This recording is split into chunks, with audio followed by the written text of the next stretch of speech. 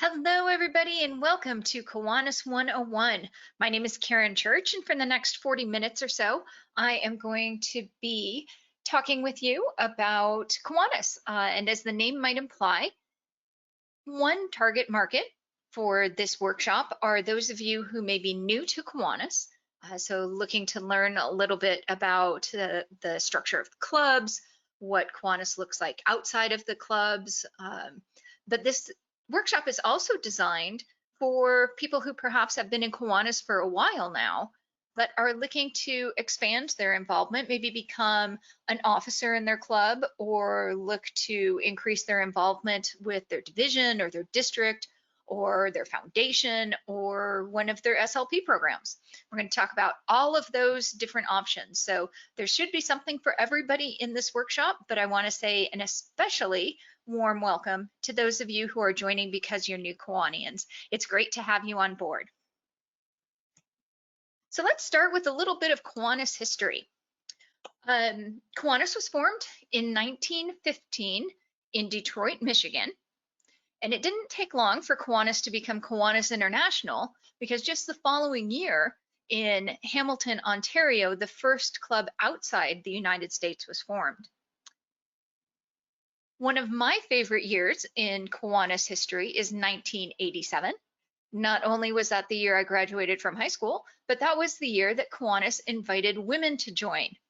Now, I bet most of you who look around at your home Kiwanis club have a hard time imagining what Kiwanis would be like without women. So perhaps 1987 was a very, very important date in our history.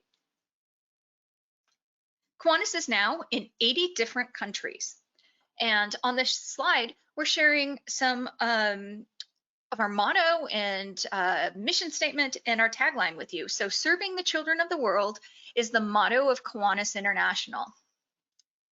Our mission statement is, and I also think this is a great elevator speech in case anybody ever asks you, Kiwanis is a global organization of volunteers dedicated to improving the world one child and one community at a time. Now there's a lot of stuff wrapped up in that mission statement, but let's focus on a couple of different things. First, global. Yes, Kiwanis, as mentioned above, is in 80 different countries. There have been a lot of unfortunate things that have happened due to COVID and our social distancing. But one thing that has been very nice for me is my home Kiwanis Club of Los Alamos has occasionally been visited by the president of a club in Uganda. So that's nice. You know, Kiwanis has a huge presence in North America and in Europe, growing presence in Pacific Asia, and looking to expand in Africa and hopefully soon in the Southeast Asia region as well. So global organization. The next important element there, of course, is that we're volunteers. You and I dedicate our time to helping the children of the world. Follow that up with what I think is perhaps one of the most important elements of our mission statement is that our work is on one child in one community at a time. So even though we are an international organization that spans 80 countries around the globe, our focus is on our communities. And this is going to be a reoccurring theme in this workshop. We're going to come back to it a lot, that Kiwanis clubs are unique. Sure, there's certain things that you recognize from one Kiwanis club to another Kiwanis club, but for the most part, they operate independently and they focus on what the needs are in their community and what their members' interests are. So our mission statement has those main elements of us being a global organization of volunteers, and our focus is on the children in our community one at a time. And then recently, Kiwanis has instituted this great tagline of kids need Kiwanis, and boy, isn't that the truth. So what are we going to be talking about here? We are going to be chatting about Kiwanis clubs, what they look like on the inside, and then what Kiwanis looks like from the club level up to the international level. We're then going to talk about foundations. And I'm going to tell you to get your thinking cap on because we're going to get into some fun stuff there. Then we're going to talk about my absolute favorite part of Kiwanis, and I admit, as a former Key Clubber, I am totally biased on this, and that is our service leadership programs.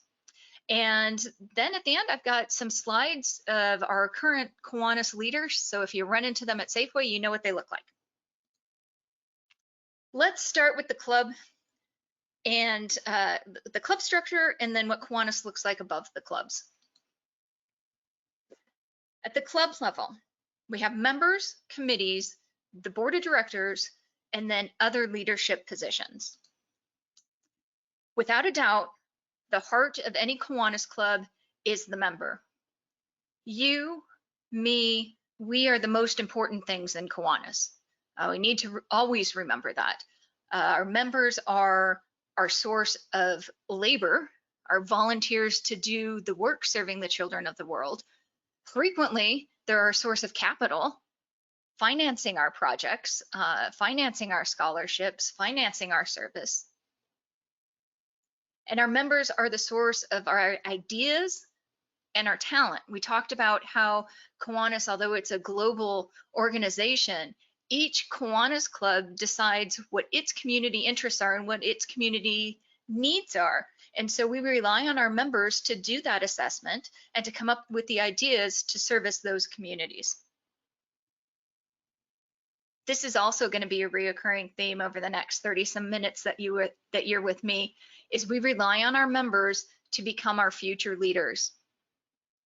If you are attending our opening session, or if you've already attended our opening session, you're going to hear from our incoming president, Art Riley, and he is very focused on growing our future leaders and encouraging those in the Kiwanis ranks who have leadership skills to step into those leadership roles. I think it's more than a theme for this Kiwanis 101 workshop. It's going to be a theme throughout the entire Kiwanis year next year. All right, so let's talk about committees. I'm gonna catch up on my notes, make sure I didn't miss anything. All right, so what you're gonna find with committees is that from Kiwanis Club to Kiwanis Club, there certainly are some committees that are common. You know, a lot of Kiwanis clubs are going to have a house committee whose responsibility it is to set up the meeting room prior to a meeting, or a finance committee whose job it is to review the books at the end of every year. But beyond those common committees, what you're going to find is that the Kiwanis Club in Albuquerque and a Kiwanis Club in Alamogordo are going to have different committees because they're going to have different focuses for their club and they're going to have different needs. So with committees, we tend to see different committees in different clubs. And the clubs are really where the work gets done. It's where the planning takes place. It's where a lot of the details for organizing events come into focus. So even though committees differ from one club to another, the work that they're doing, the function of the committees tend to be the same.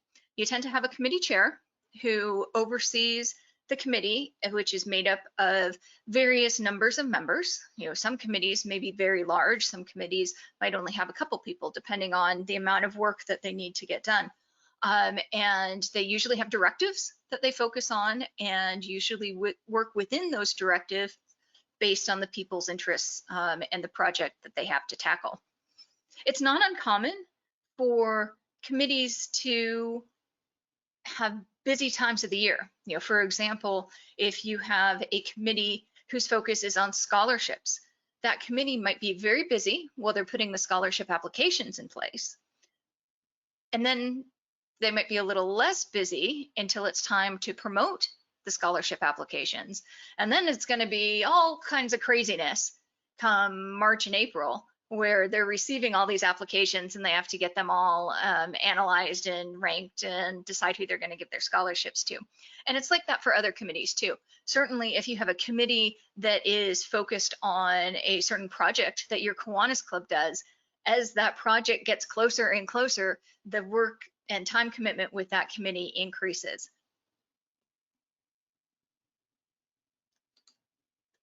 Now let's talk a little bit. We talked about committees are the place in clubs where the work gets done.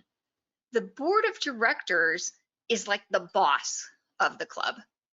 To use an analogy, a lot of times we don't think of our Kiwanis clubs as corporations, but technically most of them are. And so this group of people that we call the board of directors is what has the authority to legally bind your club. So to make the decisions that impact the club. And again, there can be some variant from one club to another, but generally the board of directors is made up of directors. You may have 3 directors, you may have 20 directors. It just depends on the size of your club and what your bylaws say. It includes the treasurer, secretary, immediate past president, president-elect, president, and if you have a vice president, it will typically include the vice president.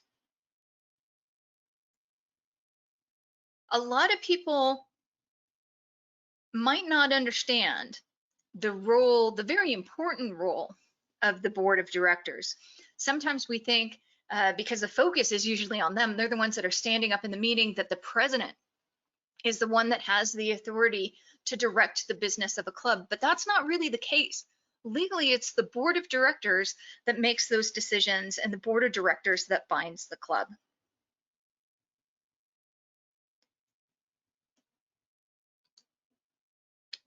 So what are some of the duties of a board of directors? First on this list, we have setting an annual budget. And for those of you who maybe are not new to Kiwanis, have been around for a little bit, you know that this is the time of year where Kiwanis clubs start thinking about next year's budget.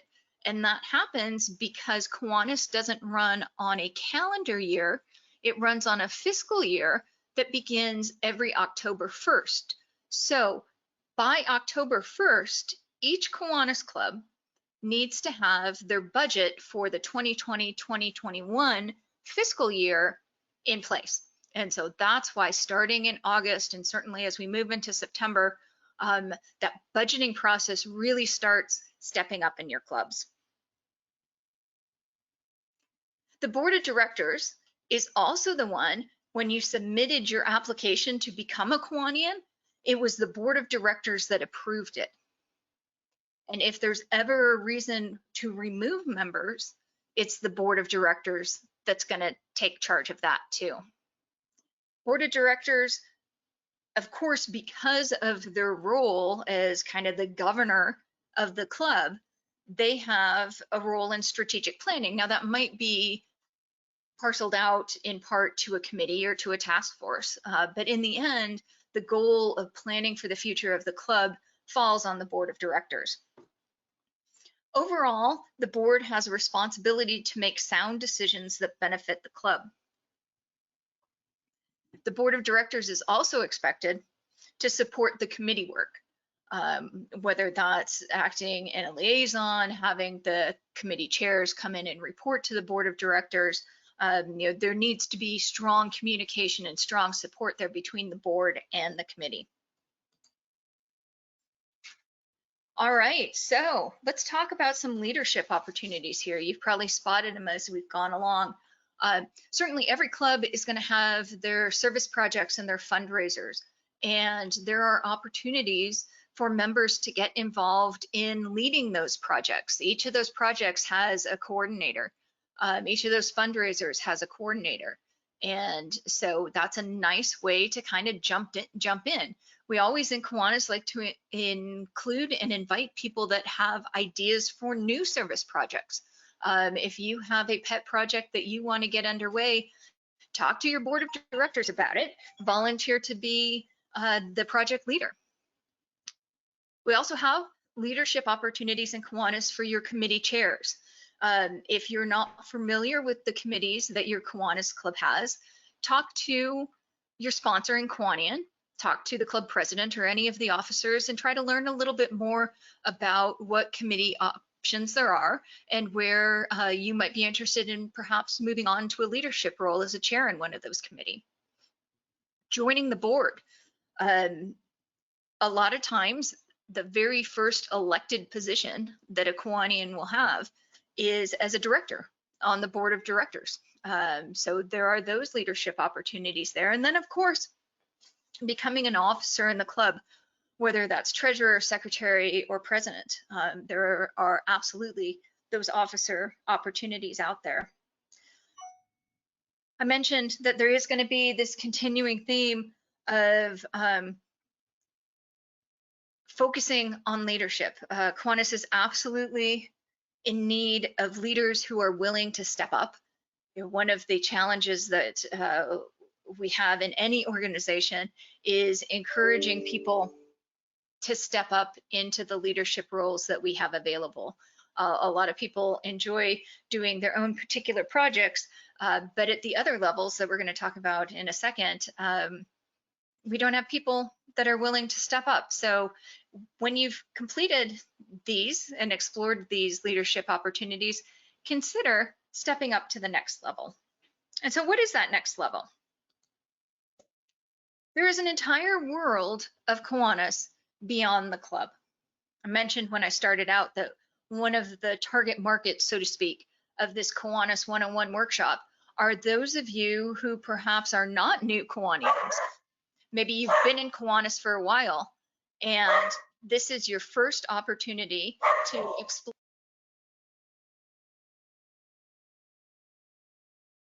explore what Kiwanis looks like beyond your club. And there's an entire world out there. We're going to talk about your division, your district, and what's available in Kiwanis International. So let's start first with the division, because the divisions are the level that's closest to the club. A group of clubs creates a division. And in the Southwest District, we have some divisions that have 4 clubs, and we have some divisions that have 12 clubs. Divisions are generally organized based on geographic proximity, but that's not always the case. Sometimes there are reasons why a club might be connected with clubs that aren't necessarily their closest geographical neighbors. Divisions are headed, so to speak, by a lieutenant governor.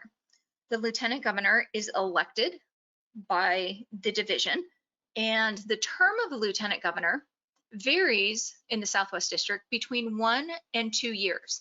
Some divisions run for 1. Personally, I served for 2. I thought that was a great term because honestly, I spent my entire first year figuring out what I was supposed to do. So it was a pretty substantial learning curve, and by about 2/3 of the way through my first year, I understood, and so my second year was pretty much smooth sailing. So what do divisions do? That depends on your division. Obviously in the Southwest District, we have some divisions where the clubs are separated by hundreds of miles. So it's not always terribly convenient for those clubs to get together. It's not always terribly convenient for them to have joint projects. But in other areas, for example, I was a lieutenant governor in the West Phoenix Metropolitan, and we were all pretty close. So we got together on a monthly basis for what's called a division council meeting, shortened as a DCM. We also had division projects, and another thing that divisions are encouraged to do is they're encouraged to host every year an official governor's visit so that the governor can make one trip to the area and connect with all of the different clubs in that division. So keep that in mind. Post-COVID, I'm sure we're going to want to get back to that, and I'm sure the governor does designate Governor elect on is going to be interested in coming around and visiting all of the different divisions. So we've talked about the division, how a division is a group, at least in the Southwest District, of as small as 4 clubs, as large as 12 clubs, usually connected by geography and overseen by a lieutenant governor. The district, excuse me while I take a drink. The district then is the grouping of all of these various divisions. We are, of course, in the Southwest District, and the district itself has, in our case, 3 elected positions. We have the vice governor, we have the governor-elect, and we have the governor. And this is a queue process. So if you are interested in being governor, what you do is you throw your hat in the rink in a vice governor election. And then the next year you run for the election of the governor-elect, and then the next year you run for governor. And then ultimately what happens after you serve your year as governor is you stick around for 1 more year as the immediate past governor. What this does, if you take a look at that little chain on the slide, is it gives that person 4 years of involvement at the district governing level. And so that brings us some continuity for that 4-year period where those interests and those expressions of that person remain the same. So if they are interested in a project, they're able to continue that project, or at least theoretically lobby for the continuance of that project for a 4-year period. So it gives us some stability. And then of course we have somebody coming in right behind them that fills up those spots. That's not to say that somebody couldn't run for governor-elect or for governor without being in the queue process, but certainly that would be against the whole philosophy of building this continuity. The board of directors then. So what we have, sorry, not board of directors, the district board is akin to the board of directors at the club, but the district board is of course at the district level, and it's going to consist of the vice governor, the governor-elect, the governor, the immediate past governor, and then also all of those lieutenant governors that have been elected in their divisions. And so that board, called the district board, is the governing authority for the Southwest District.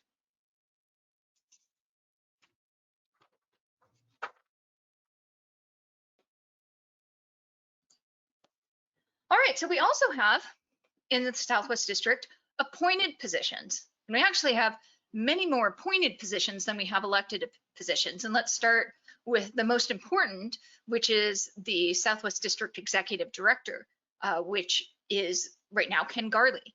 And so that person is a paid person that's hired by the district board to run all of the administration of the district.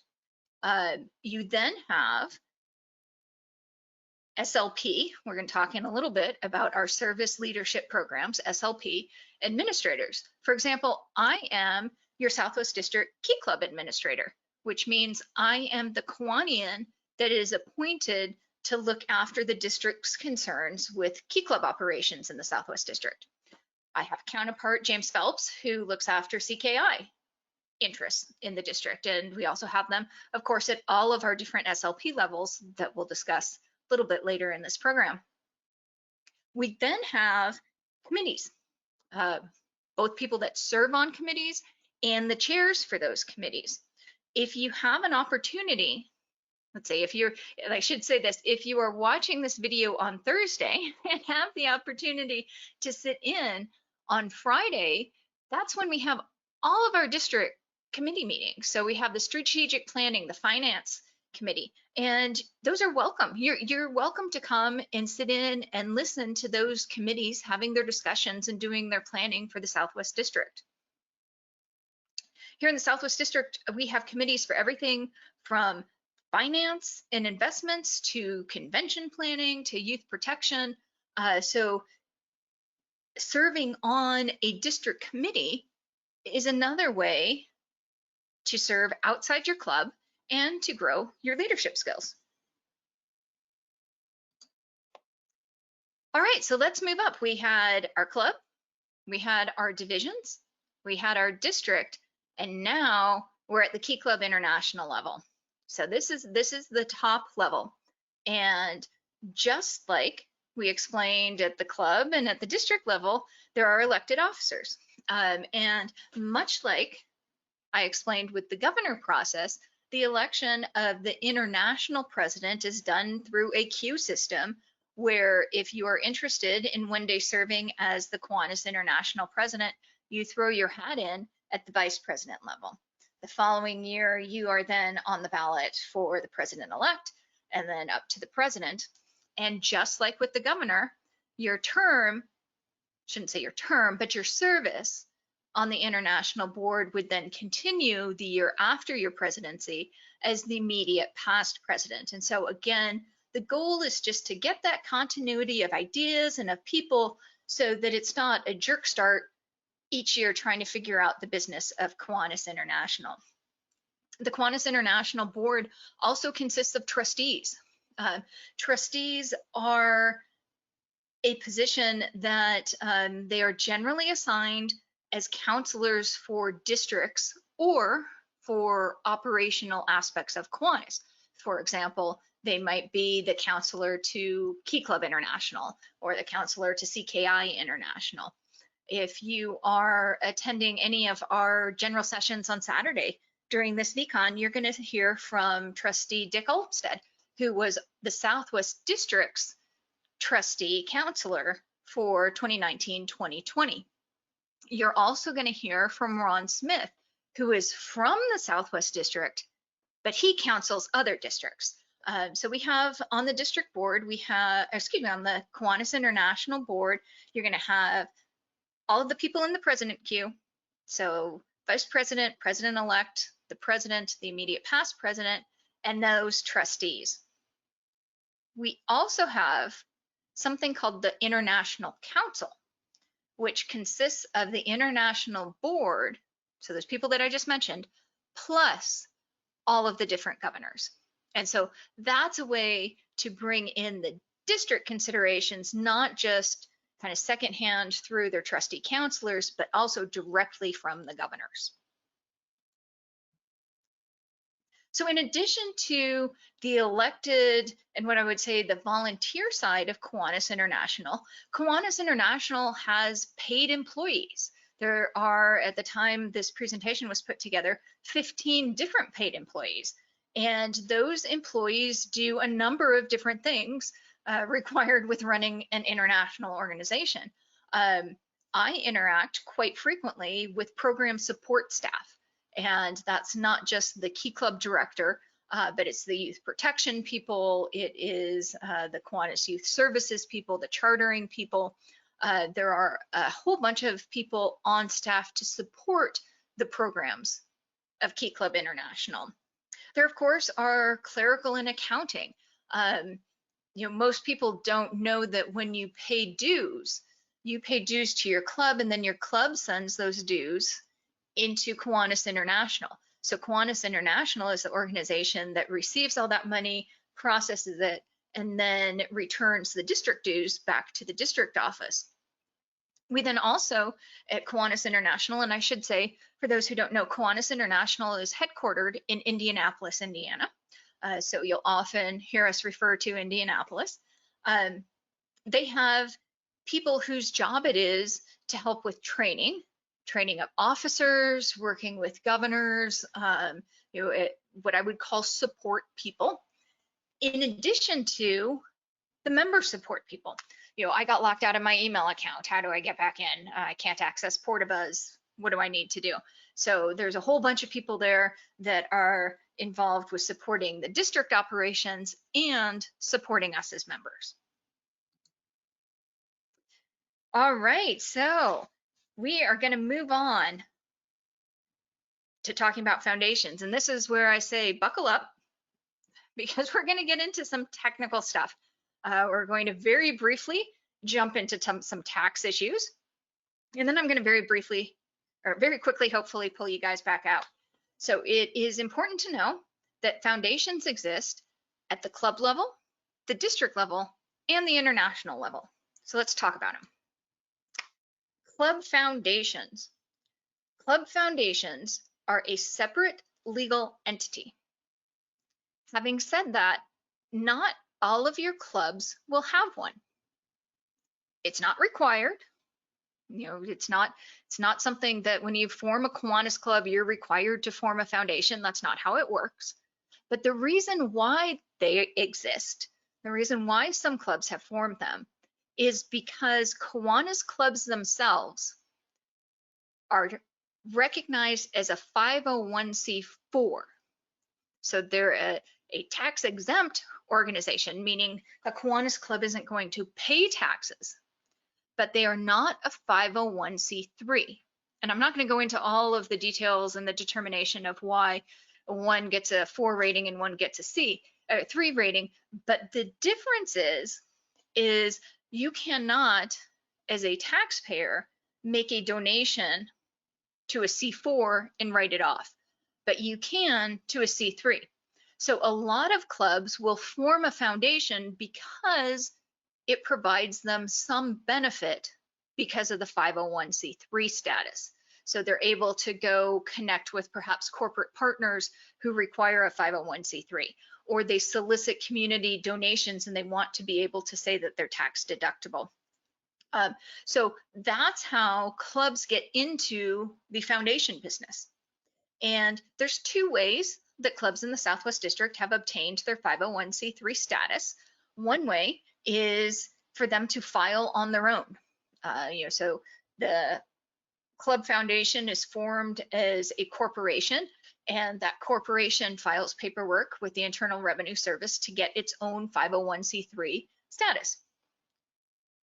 The other option is some clubs have tucked in their 501c3 status under what we call an umbrella from our Southwest District Foundation. So let's talk about the Southwest District Foundation. It is, as the name would imply, a foundation that we are all, as members of the Southwest District, members of the Southwest District Foundation. What does our Southwest District Foundation do? They have a fantastic property south of Gallup that's called Camp Kiwanis. And Camp Kiwanis is available for rent. The facility has bunkhouses, it has a cabin, it has a wonderfully large kitchen and lodge area with, I think a lot of us will attest, one of our favorite places in the world is sitting in front of that fireplace. It has a beautiful chapel and of course grounds. There's volleyball, there is basketball, there's a ropes course. So it's available for rent, whether that's for a corporate function or if your club is interested in having a little retreat, or perhaps you just are interested in renting it for a family reunion. It is a great facility, and it is owned and operated by the Kiwanis Southwest District Foundation. I mentioned on the previous slide, the other thing our Southwest District Foundation does is it makes its 501c3 status available to club foundations under its umbrella. Southwest District Foundation has also, for the past several years, hosted our Key Leader program. I think there's going to be another workshop on demand specific on Key Leader, so I'm not going to go into too much detail. But if you have not heard of Key Leader, let me just say it is fabulous. It is a 1 weekend intensive servant leadership training program. So it's not necessarily just out there building any type of leadership skills. It is specifically focused on building exactly what we Kiwanians look for as servant leaders. Just truly an exceptional program. Kiwanis Southwest District Foundation also offers scholarships to students. They have a Student of the Month program, and they have a couple other fundraising initiatives that are fantastic programs if you are looking to recognize perhaps an outstanding member or a officer who has gone above and beyond. They have the Turquoise program and the Kachina program, and you can find all of the information on them at SWD for Southwest District, and then a K for Kiwanis, and then foundation.org, so swdkfoundation.org. If you're not familiar with them, I encourage you to check out their website. I'm biased because I am a director at large for the foundation, but the foundation really does good work. There's a way for you to participate in the support of the foundation by becoming a sustaining member. And if you are listening to this workshop on demand prior to Friday night, I would encourage you to come out for the State of the Foundation meeting on Friday, where you can learn all about what the foundation has been up to this past year. The foundation, because it is, again, foundations are separate entities from the clubs, or in this case, from the district. It's a separate legal entity. It has a separate board of directors. Now, the board is set up similarly to the Kiwanis Board of Directors in that there are representatives on the foundation board from the different divisions of the district, but they're separate. They are legally separate entities, legally separate. So your club might have a foundation, Southwest District has a foundation, Kiwanis International has a foundation. Now they throw us a curveball though, because they don't call it the Kiwanis International Foundation, they call it the Kiwanis Children's Fund, because they want it to be very clear what this foundation is all about. Some of the things that the Kiwanis Children's Fund does is they have service leadership programs. They are the sponsor of that Key Leader that I mentioned. They also give out service leadership program grants. The Southwest District Key Club has been very fortunate and very happy to have received some grants over the past couple of years from the Kiwanis Children's Fund. They also have club and district project grants. I know that fundraising may be on the slide for many of your clubs because of COVID and social distancing. So I encourage you to look up the Kiwanis Children's Fund and look into their club grants. There may be some opportunity for you to get some funds for your projects there. Kiwanis Children's Fund also does disaster relief grants. So when there are hurricanes, when there are earthquakes, they are there and they work with the Kiwanis clubs in the impacted area to make direct impact on the people who have suffered losses. Kiwanis Children's Fund also runs Kiwanis's major emphasis programs. Hopefully you guys are familiar with the Eliminate Project, which has the goal to eliminate neonatal and maternal tetanus from the world. We're making great progress on that. Our partner is UNICEF. We also are continuing our work with a project that Kiwanis International had when I was in Key Club, which is the iodine deficiency disorder.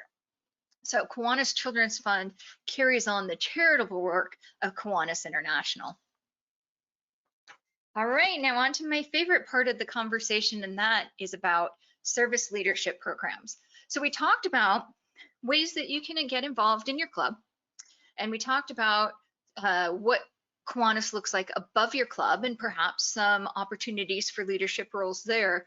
Our service leadership programs are other ways where you can continue your involvement with Kiwanis and continue to grow your leadership skills. Kiwanis is very proud to sponsor 5 different service leadership programs that range from elementary school up to adulthood, and let's go into each of them individually.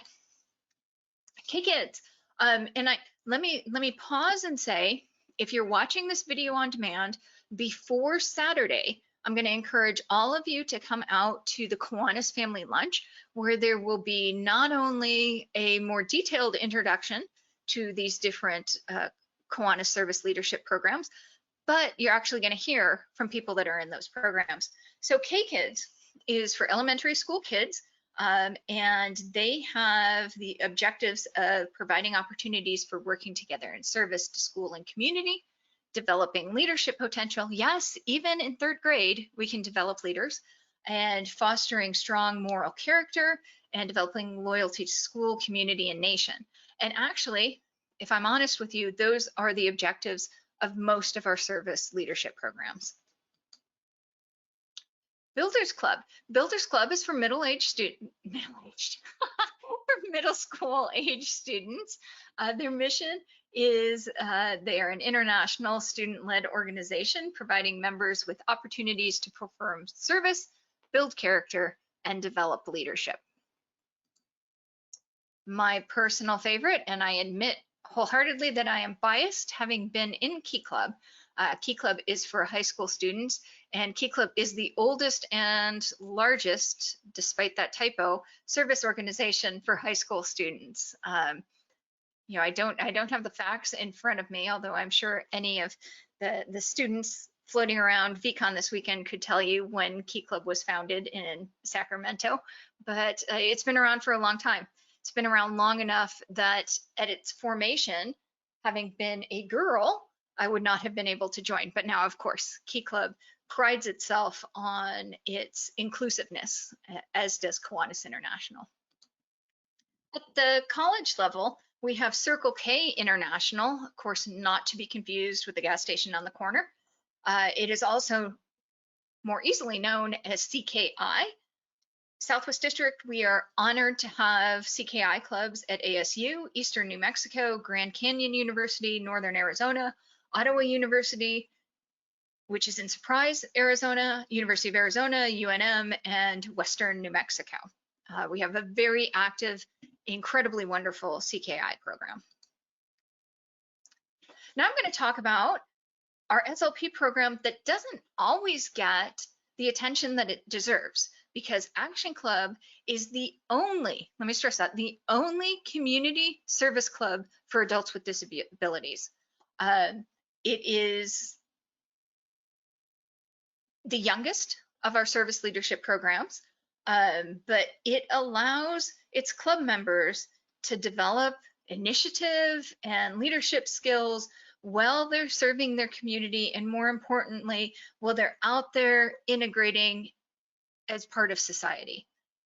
If you have not been involved with an Action Club, and you have one that's maybe sponsored by another Kiwanis club in your area, I strongly encourage you to go do an event with them, because it's not saying too much to say that it is a life-altering event. It really is. They are fantastic people to be around, and I strongly encourage you to look into your neighboring Action clubs, and if you have a program that works with developmentally disabled people in your community, please consider chartering one.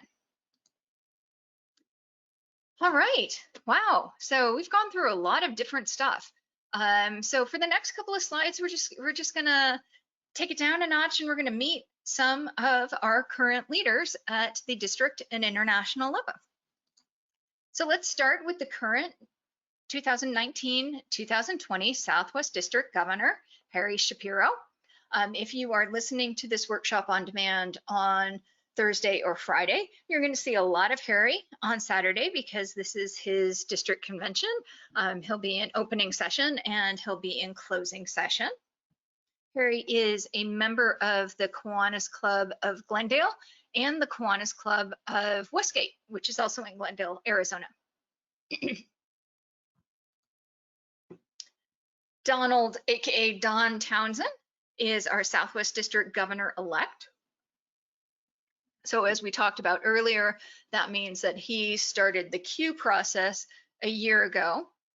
He served as governor-elect this year, and next year he will go on as the Southwest District Governor. Don is from Southern Arizona. He is a member of the Kiwanis Club of Sierra Vista and a member of the Kiwanis Club of Greater Douglas. And I have to brag on Don because Don is also a longtime member of the Southwest District Key Club administration team. So he has worked very closely with Key Clubbers for a number of years now. Danielle Vineron is our 2019-2020 Kiwanis International President. And Art Riley is our incoming, actually, this past weekend, Kiwanis International had their International Council, and he is officially now our 2020-2021 President Designate. Art is from the Capital District, and he is a pharmacist by training, and he is a wonderful man. So you're going to hear from Art in our opening session on Saturday, if you haven't attended that already. This is a picture of Ron Smith. I mentioned that on the Kiwanis International Board, there are trustees. There are trustees that counsel districts, and then of course, each of those trustees come from a district. So Ron is a resident of the Southwest District and is going to be entering, I think, his second year on the Kiwanis International Board.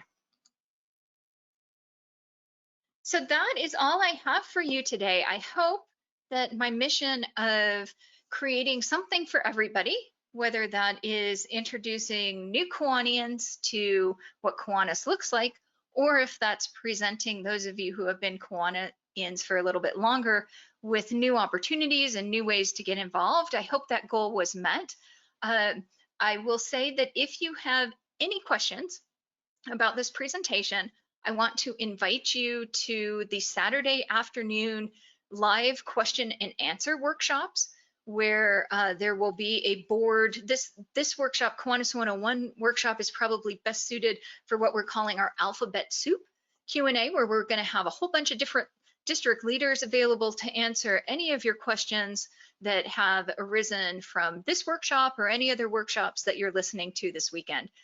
So thank you so much for taking time out of your day or night or early morning, whenever it is that you're listening to this workshop, and spending it with me learning about Kiwanis. We really appreciate you being involved in our VCon event this weekend, and we really appreciate you dedicating yourself to Kiwanis.